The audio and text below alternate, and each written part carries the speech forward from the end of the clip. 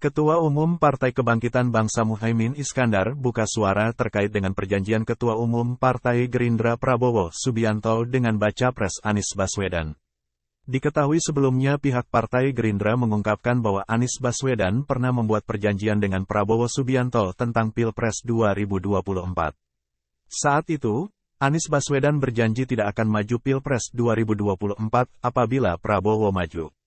Perjanjian itu juga disaksikan oleh Fadly Zon.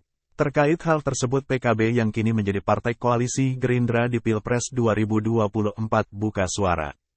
Muhaimin Iskandar atau Cak Imin menyerahkan permasalahan tersebut kedua belah pihak. Di Sulawesi Selatan, spontanitas GG di bawah merespon Istimewa Ulama di tingkat nasional adalah sarana untuk berdiskusi, membicarakan problem-problem sosial, ekonomi, dan bagaimana ulama ini berperan kan pada saat Istimewa Ulama Nasional, Wapres berpesan untuk masa kedamaian. betul. Salah satu pentingnya ulama adalah mendamaikan yang berkonflik, menghentikan ancaman perpecahan, membangun dan mendorong persatuan. Salah satu poin penting dari seluruh pertemuan ulama kan.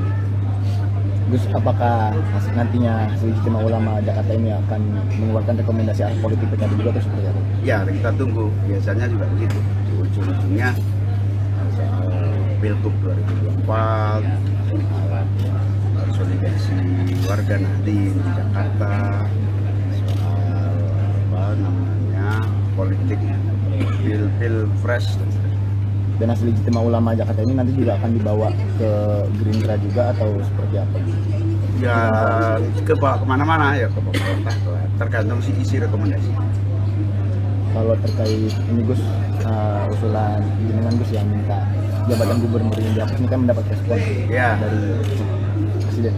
Jadi ini saya setuju harus dikaji secara mendalam bahwa jabatan gubernur dengan pilkada langsung sangat tidak efektif. Kewenangan dan tanggung jawabnya serta program-programnya tidak sebanding dengan lelahnya pilkada secara langsung, baik itu zona kompetisi pilkada langsung maupun praktek pemerintahan yang tidak bersentuhan langsung dengan rakyat. Yang bersentuhan langsung dengan rakyat adalah wali kota dan bupati. Nah, itu kalau gubernur masih ada, lebih baik dipilih di level pemerintah pusat dan DPRD. Apakah dimulai dari usul DPRD disahkan kepada presiden, atau dari presiden 3 nama disahkan kepada DPRD? Terserah. Yang penting itu adalah tangan panjang pemerintah pusat.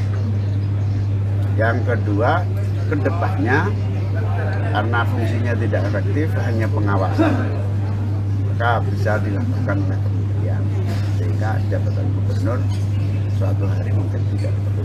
Jadi Gus, ini yang dihapus itu sebenarnya jabatannya atau pilgubnya? Bertahap, pilgub dulu, jangka pendeknya pilgub, melelahkan 3 pilpres, pilgub, pilkada kabupaten kota itu ya cukup. Atas dan bawah, tengah nggak usah. Atas itu pilpres, bawah itu pilgub, pil wali kota, dan pil gubernur enggak. Nah, Gus, ini kan jabatan gubernur kan juga diatur dalam undang-undang yang Oh ya, nanti ini prosesnya akan yang prosesnya kajian mendalam. Kita harapkan DPR mengkaji, pemerintah mengkaji, lalu konstitusi diperbaiki. dari internal PKB sudah ada kajian. Sedang proses, tapi sudah hampir siap untuk mengusulkan proses.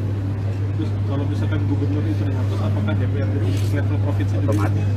juga ikut dihapuskan? Otomatis. Nah, berarti yang lagi disiapkan PKB ini kajian untuk mengusulkan ke Mahkamah Konstitusi. Karena kan pemilihan gubernur diatur di Mahkamah Konstitusi. Di Konstitusi. Iya, bisa di MK, bisa di balik, tapi sementara kita kajian konstitusi. Yang jadi pertanyaan kemudian kalau tidak ada gubernur kan yang beralih ke provinsi jadinya akan seperti apa? Ya, dia adalah perwakilan pemerintah pusat, namanya bisa tetap gubernur, tapi bisa jadi nama lain yang menjadi lain. Jajaran pengurus DPP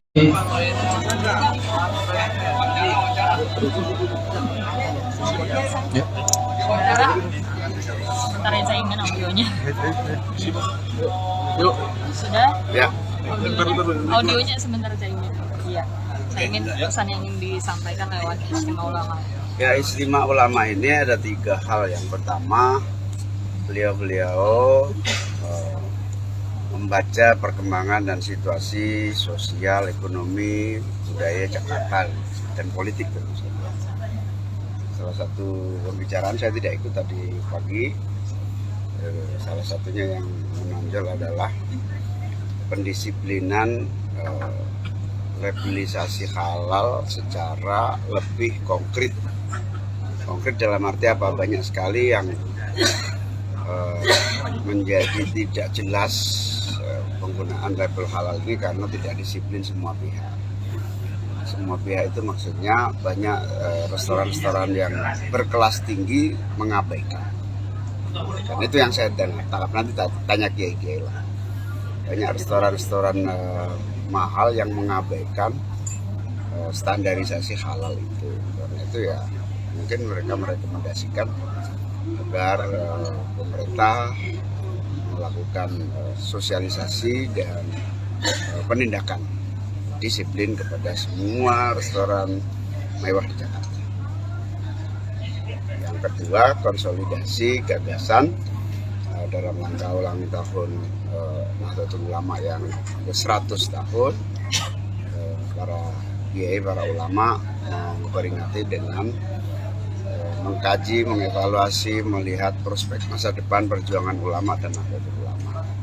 Nah, yang ketiga, para kiai, para ulama di DKI Jakarta akan bertekad menjadi bagian dari upaya mewujudkan Jakarta yang lebih manusiawi, lebih makmur. Saat kemarin kan digelar istimewa ulama secara nasional, digelar lagi untuk Jakarta, alasannya apa dan apakah akan ada di kota-kota lain juga? Oh iya, kemarin di NTB, kemudian di Sulawesi Selatan, spontanitas kiai di bawah merespon istimewa ulama di tingkat nasional adalah sarana untuk berdiskusi, membicarakan problem-problem sosial, ekonomi dan agama. Bagaimana ulama ini berperan kan pada saat istimewa ulama nasional, Wapres berpesan untuk bisa ikut menjaga kedamaian dan kondusivitas. Betul. Salah satu pentingnya ulama adalah mendamaikan yang berkonflik, menghentikan ancaman perpecahan, membangun dan mendorong persatuan. Salah satu poin penting dari seluruh pertemuan ulama kan itu. Gus, apakah nantinya hasil ijtima ulama Jakarta ini akan mengeluarkan rekomendasi arah politik PKB juga atau seperti apa? Ya, kita tunggu. Biasanya juga begitu. Di ujung-ujungnya soal Pilgub 2024, soal konsolidasi warga Nahdien di Jakarta, soal politik pilpres. Dan hasil ijtima ulama Jakarta ini nanti juga akan dibawa ke Gerindra juga atau seperti apa, Gus? Ya, kebawa kemana-mana ya, ke pemerintah, tergantung isi rekomendasi. Kalau terkait ini, Gus, usulan jenengan, Gus, yang minta jabatan gubernur ini dihapus, ini kan mendapat respon ya dari Presiden, Gus. Jadi ini saya setuju harus dikaji secara mendalam bahwa jabatan gubernur dengan pilkada langsung sangat tidak efektif. Kewenangan dan tanggung jawabnya serta program-programnya tidak sebanding dengan lelahnya pilkada secara langsung, baik itu zona